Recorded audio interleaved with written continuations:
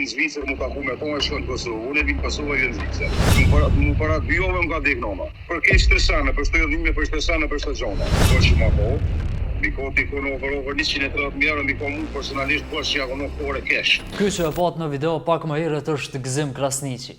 Në një rrëfim për lajmi.net, Krasniqi na tregon se si investoi në Villa Allegro në Makresh të Artonës, e ku pronari i tyre është Labinot Rexha.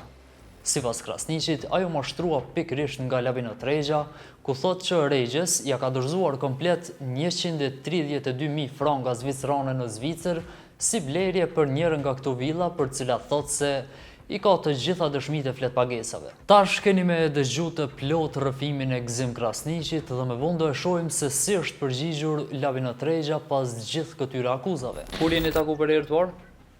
Jena taku për herë të parë dikun para 10 vite. Para 10 vite, okej. Çka është problemi me të? A ke pos kontakt me Labinotin, a ju ka lidh biznesi? Kontakt kum pos qysh para 3 dite, 4, ishtë në Kosovë, edhe kem full me tonë për që të bërë që ma ho. Miko t'i kono over 130.000 euro, miko mu personalisht bërë që jakono kore kesh. Për që të kompleksin Allegro për me ndërtu dhe kërku në disë të më thonë të shpija nuk jam në. Okej. Do më thonë ti ke investu për 100.000 euro për me marrë një villa aty. 132.000 franka jakono kore kesh të në Zvicër. I ka me dëshmi me çdo sen. Okej.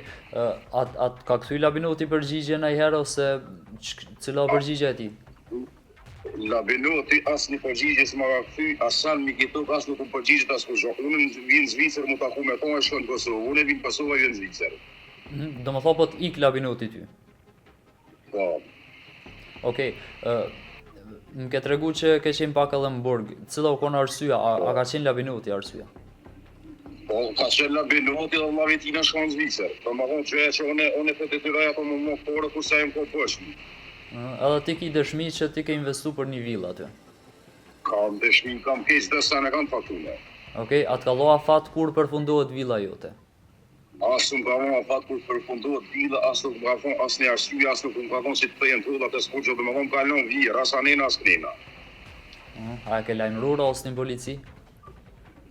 Kum lajmëru më është disa herë ose në polici, po kush sa morë me këtë punë. Te na kemi fos vetë shtetë dhe drejtësi nuk i.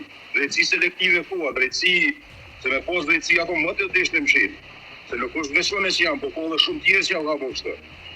Me Labinotin që atë moment stakuna mi e foret e minja. Kur qënë të tërsan zdu. Mi e foret e minja dhe i rrugës vetën e temës. A ke pos kërcënime prej tyna jo? Jo, më që pa kërcënime, kam kërcënime pejtinave që po mikë. Se kërcënime s'ko shka më bosen ja ku më foret. Pra Gzimi i kishte besuar Rexhës duke ja dorëzuar mbi 130.000 franka për një villë, mirë po nga problemet që ja solli mosmarrveshja me të, ai thot se i vdiq edhe nëna, pra nga mërzia. Unë e kam me shtu veç i kisha thonë Labinot Rexhës, i kisha thonë që mundësisht mi kthy poret, se nuk është mirë se unë e për veti për tonjë mo është që një ove gjysh jam Zvicër.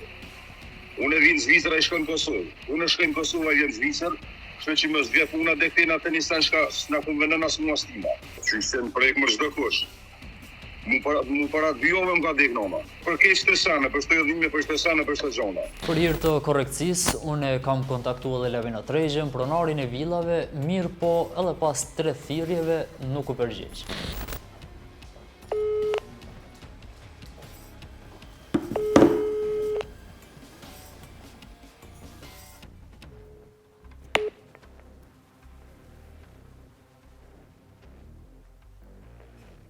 Labinot Rexha jo rrallë paraqitet para villave të tij që duket se ende nuk janë të përfunduara disa prej tyre, derisa nuk mungojnë as VIP-t e emrat e mëdhenj pranë tyre.